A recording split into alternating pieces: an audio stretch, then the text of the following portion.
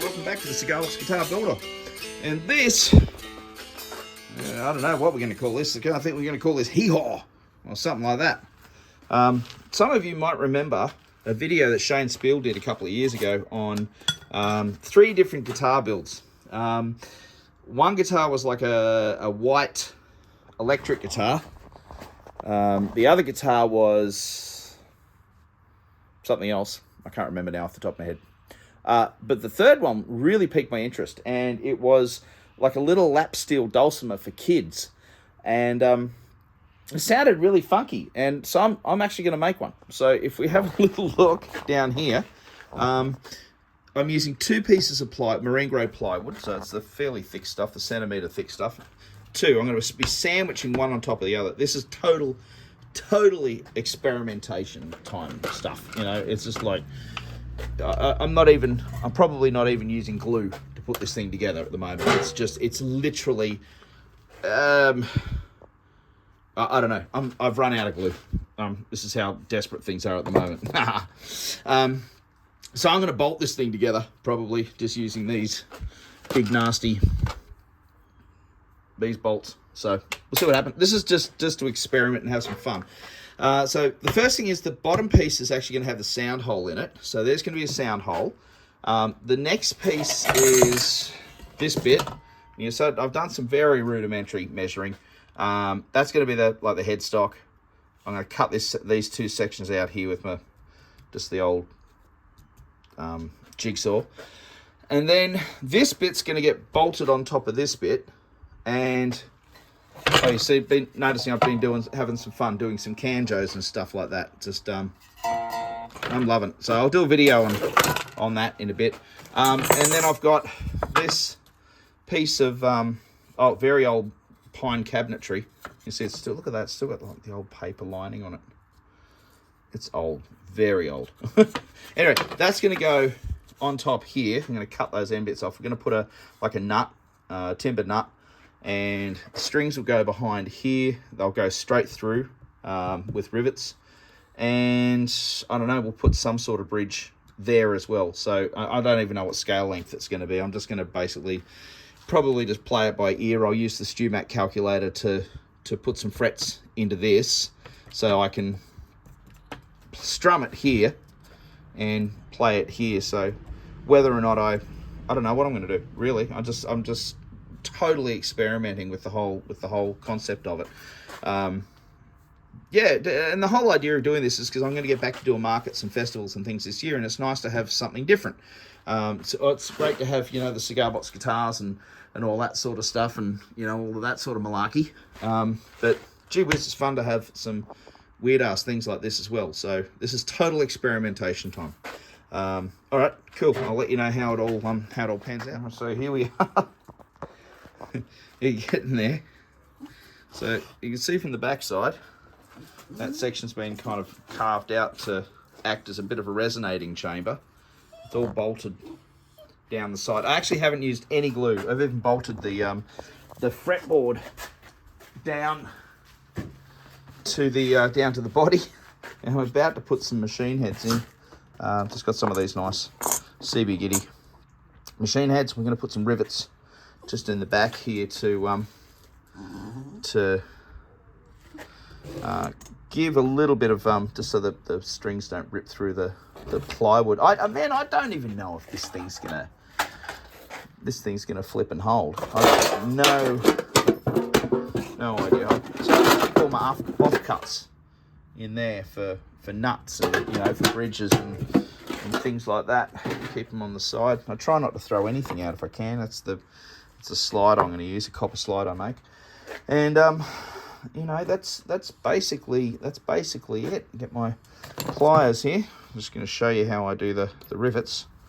No, nothing fancy here. Just get that. I'll whack it on the counter. Take that out. Stuff it in. That's how you do it. Get the rivets. Hold it with the pliers. Check it out. Hold it with the pliers. Bang it down. Take it out. Now, I also save the nails, because no, I don't use them for frets. I use proper frets, but I use these every now and again. I save them because I use them for dot markers in the sides of necks sometimes if I'm feeling particularly masochistic. There we go. Because masochistic, is that the right word? You want to hurt yourself? I can't remember. I don't actually want to hurt myself, people, so that's right. So there we go. Well, I have actually hurt myself today. I'm wearing my Mandate. Sorry, ladies. And patent pending. There we go. And don't forget, this little show is brought to you by our friends at cbkitty.com. Please use the affiliate link down in the comments section. What bloody hell am I talking about? There's no comments there. Down in the episode description. There we go. Just opening that up. The other thing that these rivet nails are good for is opening up the holes if you're struggling. I'm doing this one-handed, guys, so give me a break. I'm not completely unco. Here we go. Pop it in there. Smack it. So no glue at all used on this. I don't know if it's good or bad. I don't even know if it's going to work, but you know, that's the thing. Finding something that someone else has done, you know, like the king of the cigar box guitars, Shane Speal. And there you go. So now we're going to put some machine heads in on this sucker. And so I'll save the nails again. I've got a fret sitting there. I'll use that for something. Put those away, and I'll get back to you, and hopefully it'll all be done. Obviously, I'm not going to finish it. You know, this is total experimentation, experimentation. Let's see what happens. There you go. Hee Haw. I don't want to call it.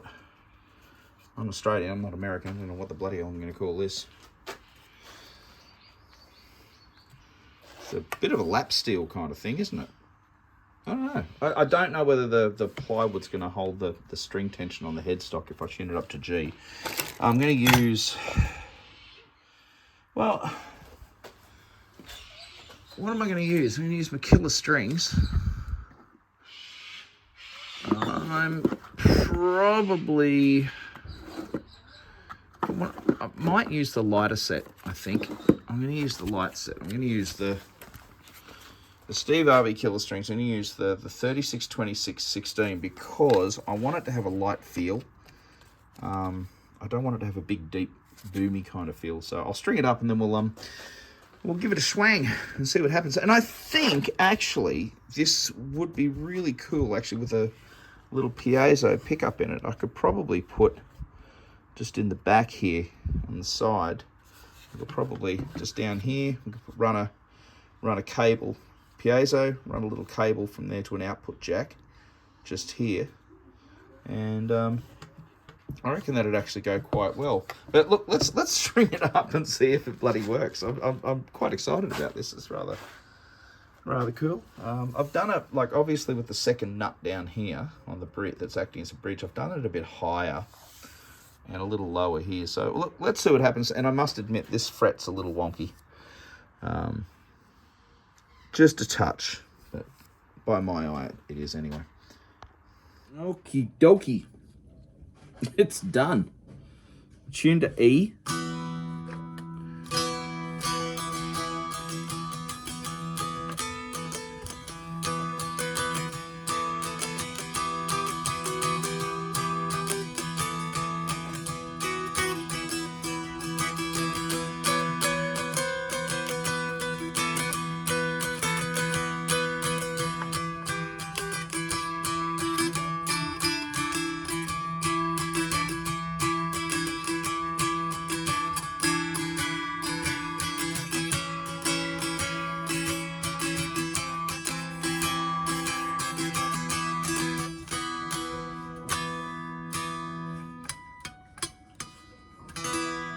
All right, let's give you some, obviously, there's potential here to minimize this section here and actually have it as a kind of a, I don't know, like a hybrid. It might be some.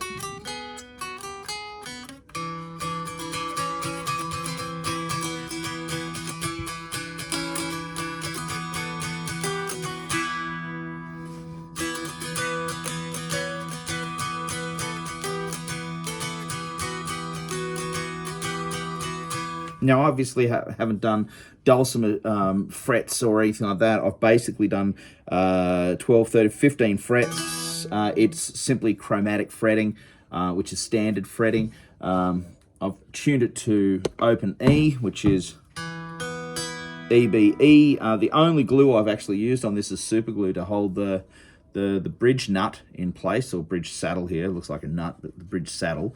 And of course the nut in place, screws pretty much holding everything else together. It's a cracker of a little thing. I'm actually really, really happy with it. I'm still curious about the concept of actually doing it as a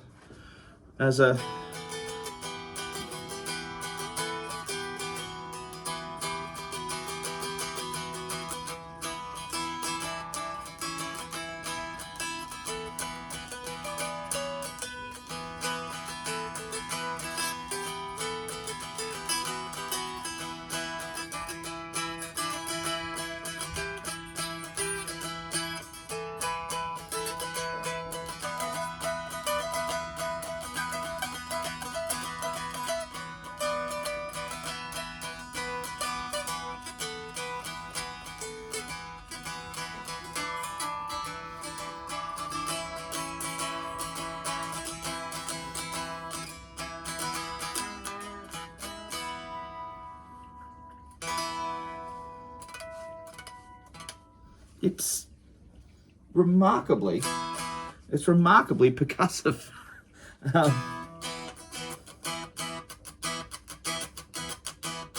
Even thinking outside the square, you know, a CB Giddy flat bucker, CB Giddy bucker sitting under here, like take this part of the fretboard off, keeping that section here just so that the nut's got something, the bridge down here's got something to butt up to.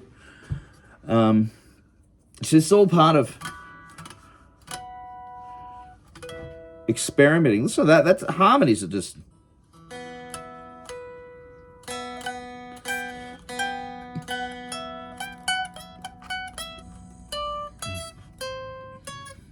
No, it's, yeah. And again, those strings are just, the strings are lovely, actually. They're quite firm.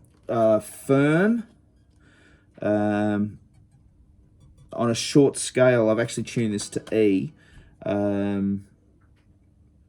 Really nice. It just, yeah, it's a, so this is the 362616s, the Steve Harvey killer strings that I've put on this. And it's like the headstock, little homage to Mike Snowden, his headstock shape. He does that kind of shape on his guitars. But yeah, as I said, there's no glue except for the nut and the bridge holding that into place. Everything else is just basically screwed together. It's pretty rough. I did this basically just with the jigsaw, just so I don't have to use the router, and I did it as two pieces. And it's actually turned out really, really, really well. I've just got these box corners from CB Giddy as well. They came in today. The nickel silver fret wire is gorgeous. It's really lovely. I just bought a 1 pound bag from CP Giddy as well. Quite happy. It's really nice. There's, yeah, 1 pound or 68 feet. I don't know what that is in meters. I'm a metric boy. Maybe some of you guys can pop that in the comments section. I can't be bothered looking it up. But you know, some box corners or something wouldn't go amiss on this. You know, would be, have some nice little box corners on there or something like that. So you know, that's Hey, I'm gonna clean this up. I'm gonna put this on the site and see what happens with it. See if anyone's interested in it. But I thought definitely for markets or festivals, you know, folk festivals and stuff like that, this would definitely go well. And I'm thinking, got these 2 centimeter, these little discs. But if I figure, because the whole thing's percussive, if I put one there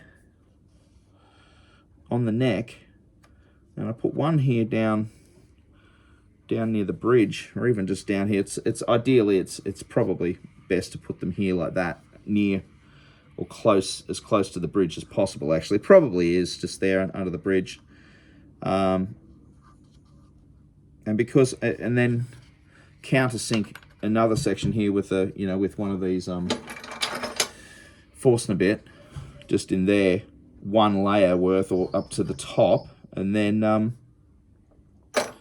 an output jack would,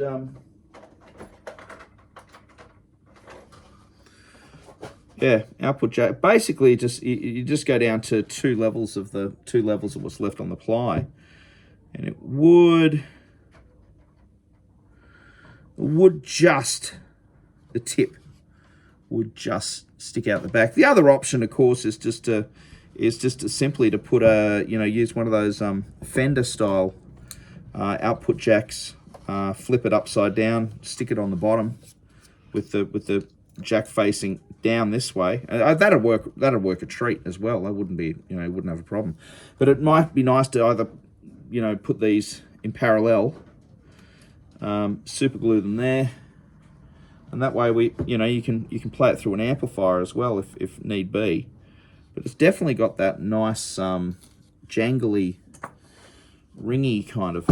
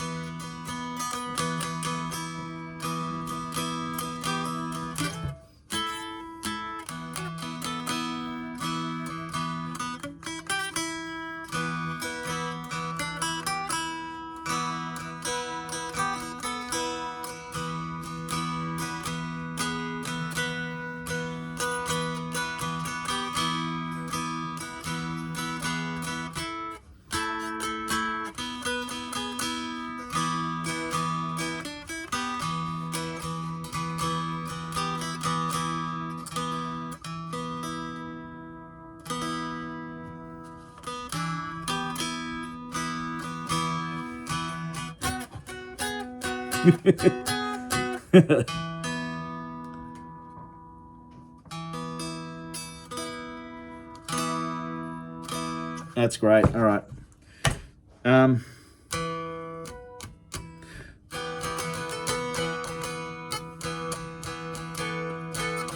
Might be nice to do some folk.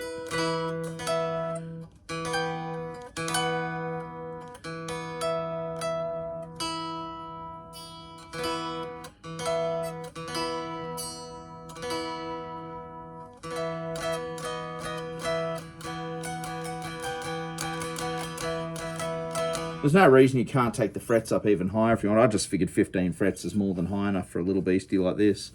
All right, Adam, Burwood Guitars.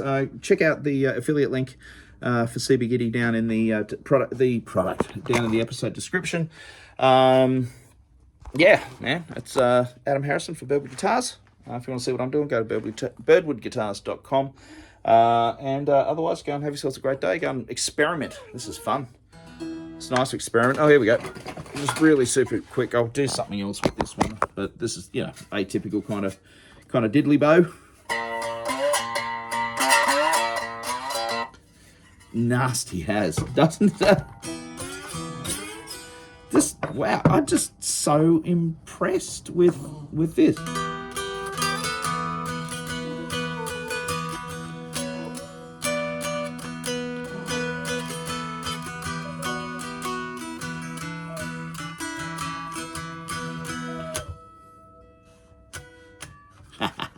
All right, guys. I'll catch you on the next video. Later.